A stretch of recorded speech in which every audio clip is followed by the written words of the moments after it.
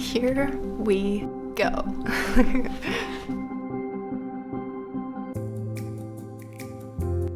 What are the things that you've always secretly wanted to do, but just haven't done? If you have an answer to that question, there's a pretty good indication that maybe there's some fear that's knotted in there. I'm going to give you 5 steps today to try to help untangle that. So before we hop right in, we need to kind of answer the question of why fear is so hard to overcome. My main theory about this is that your brain is really just a big predictive processing engine. It takes in assumptions, it's constantly monitoring your environment, and so it's extremely protective of your well-being and things that could potentially threaten your sense of self. That strong instinct for self-preservation is healthy in normal circumstances of physical well-being, but in the context of doing the things that you want, it can be extremely prohibitive. What's so scary about all of this is the fact that fear makes you complacent. In particular, when decisions are really hard, fear is something that's going to tell you to take the do-nothing approach, because at least that's familiar, but that doesn't actually mean that it's what's right for you.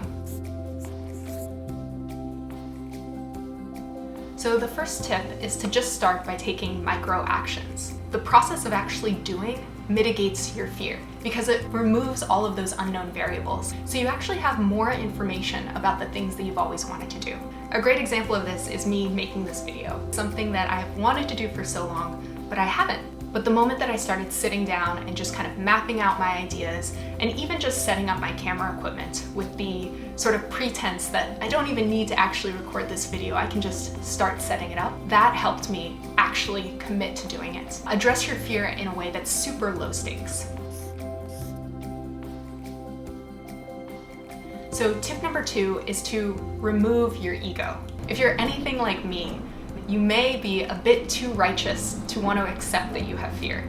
To get rid of that dangerous side of the self-preservation instinct that pushes you into complacency, you need to pull apart your ego from that. Your ego seems like something that protects you, but it's also something that keeps you entirely in your comfort zone, at times when maybe you shouldn't be. So in that way, our ego is really just a slave to fear. The third tip is to really identify the specific type of fear and to do kind of a root cause analysis. Fear is all knotted and complex, and it's really difficult to take apart. We can't determine what's our fear versus what's our insecurity versus what's our ego versus what's just normal kind of daily anxiety.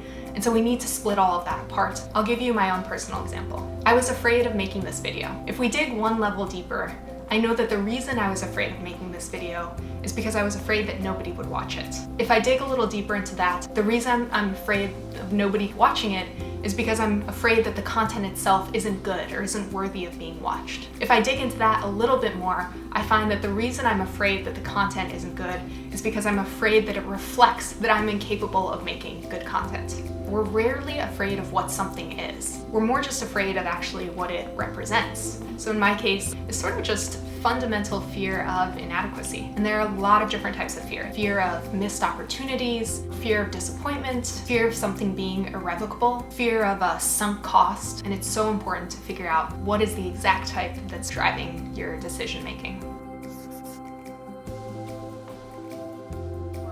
Tip number 4 is to ask yourself another basic question. Is this fear something where the pain of doing the action is up front, or the pain of doing the action is after the fact?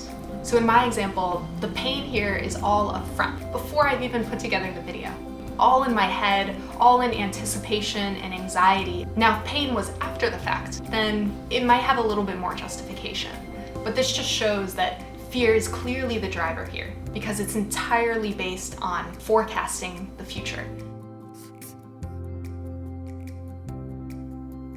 The 5th and final step is to write these feelings down. Now, before you go off and say, that is super corny, Sabra, I do not want to do any of that, let me start by just saying, I feel you. I was very anti-writing, I was very anti-getting into my feelings. In reality though, this fear of corniness or your own internal cynical monologue is just an imaginary thing. You don't just stumble into overcoming fear. Overcoming fear is kind of this immense discipline. You need to discipline yourself to take the action. You need to discipline yourself to remove your ego, but it's also that aspect of discipline that makes writing such a perfect medium for trying to address it, because writing is a very, very intentional activity. We often let fear just kind of percolate in our mind. But this is one of the best ways for you to contextualize all of the thoughts that are swimming around your head. So really do deeply consider writing things down. So those are the 5 tips. And the best part of all of this is that fear is actually an incredible opportunity. It's a perfect clue for what you should be doing, for what you should be trying to address. Because whatever you're fearing doing, you will definitely feel fulfilled about if you decide to try to overcome it. It's actually our greatest opportunity to find and discover our own source of joy. So that's all from me. I hope that you subscribe and stick around. I'll be trying to do more topics like these as I drive towards the life of fulfillment and purpose that I want.